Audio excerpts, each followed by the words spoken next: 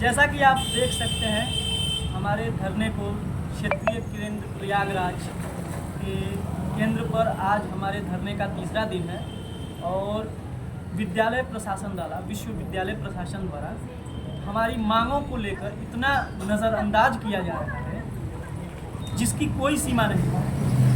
हम जब से इस संस्थान में आए हैं, इस विश्वविद्यालय में, हमने शुरू से ही पत्र लिखना शुरू किया था। जो उन्होंने कहा था पत्र लिखिए अपनी समस्याओं के ऊपर, उसका निराकरण किया जाएगा। हमने पत्र लिखना शुरू किया, पत्राचार होते रहे और हमारी समस्याओं का निराकरण अभी तक नहीं हुआ। हमने कहा कि उन पत्रों का जवाब हमें दे दीजिए जो वर्धा मुख्यालय से भेजा गया है। तो हमारे डायरेक्टर साहब द्वारा कहा गया कि पिछले जितने भी पत्र हैं उनकी जानकारी मुझे नहीं है, उनका जिम्मा मैं नहीं लूँगा। यहाँ पर क्षेत्रीय केंद्र प्रयागराज में, क्षेत्रीय केंद्र प्रयागराज के प्रशासन द्वारा हमें प्रताड़ित तक किया जा रहा है।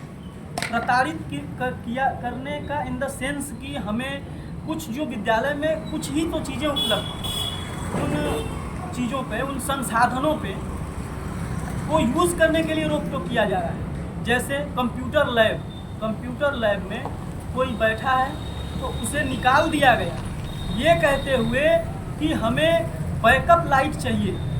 यहाँ पर दो जनरेटर रखे हुए हैं बहुत दिनों से, उनका यूज़ ही नहीं है और इनको बैकअप लाइट चाहिए। ठीक है, बैकअप लाइट चाहिए वही, तो हमारा बैग क्यों बाहर किया गया? हमने जब ये सवाल किया डायरेक्टर सर से तो उन्होंने कहा कि 2 घंटे बाद लैब खोल दी जाती। जब 2 घंटे बाद लैब खोल दी जाती तो बैग क्यों बाहर किया गया? हमें बाहर कर दिया गया होता। इसका हमने एक उपाय भी सुझाया कि सर हम सारे उपकरण जो बिजली का दोहन कर सकते हैं उन उपकरणों को बंद कर देते हैं, हम बैठे रहेंगे सिर्फ, क्योंकि हमारे लिए कॉलेज में बैठने की जगह नहीं है। स्मार्ट क्लास को बहुत पहले ही हमारे लिए प्रतिबंधित कर दिया गया था कि आप स्मार्ट क्लास में नहीं जा सकते हैं। बहुत सारे ऐसे विभाग हैं जिनका कोई उचित स्थायी क्लास तक नहीं है, डिसाइड कि ये क्लास है इस विभाग के लिए, और उस पर भी लैब से निकाल दिया गया जो एकमात्र जगह थी हमारे लिए। और ये स्टेटमेंट दिया गया कि ये हमारी उदारता थी कि आप अभी तक बैठ रहे हैं। पहला मामला। दूसरा ये कि विद्यालय प्रशासन द्वारा, डायरेक्टर सर द्वारा हमारे कहा जा रहा है कि हम आपकी किसी मांगों पर कोई भी डिसीजन नहीं ले सकते, हम सिर्फ पत्र को प्रेषित कर सकते हैं वर्धा मुख्यालय में। हमने डीसी से बात कराने के लिए अपनी मांग रखी। इससे पहले हमने बहुत सारे पत्र प्रेषित कराए थे अपने सर से, डायरेक्टर सर से। 10 दिन पहले प्रेषित कराए गए। उस पत्र का न जवाब आया, न डीसी सर से बात भी हमारी हुई।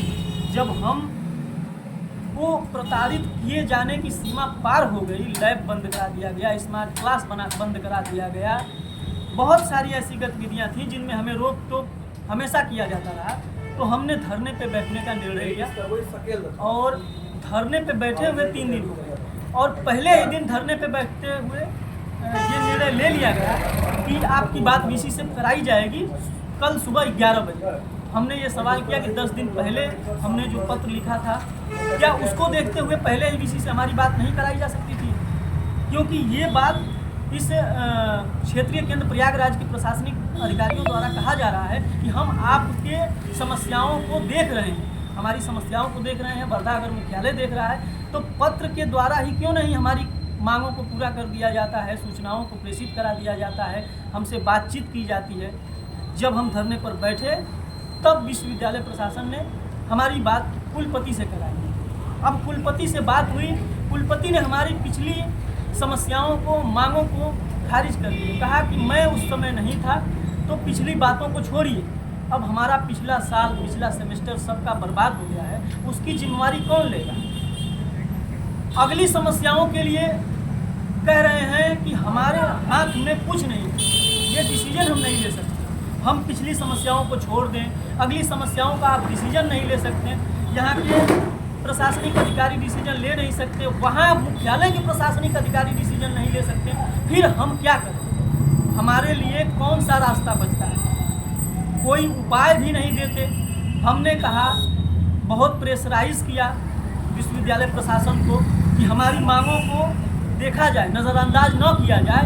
तो उन्होंने हमें मौखिक रूप से आश्वासन दिया कि हम आपकी कुछ मांगों को जो स्पेसिफिक हैं, जो जेन्युइन हैं, उनको प्रायोरिटी पे रखते हुए 1 महीने में पूरा करने का वचन देते हैं। ये सब पीसी सर की थी। और हॉस्टल जैसी और भी जो समस्याएं हैं उनका निराकरण करने के लिए, उनके ऊपर जिम्मा लेने के लिए या डिसीजन लेने के लिए हमारा अधिकार नहीं, हम नहीं ले सकते। साफ साफ शब्दों में उन्होंने ये कहा कि क्षेत्रीय केंद्र प्रयागराज के लिए हमारे रूल, हमारे नियमावली में हॉस्टल की सुविधा है नहीं।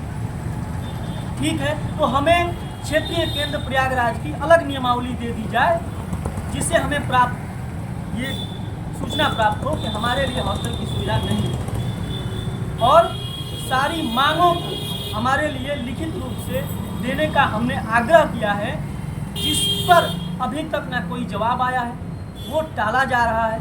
और हमारे प्रशासनिक अधिकारियों द्वारा हमें तोड़ने का और हमें ये कह सकते हैं कि धमका कर इस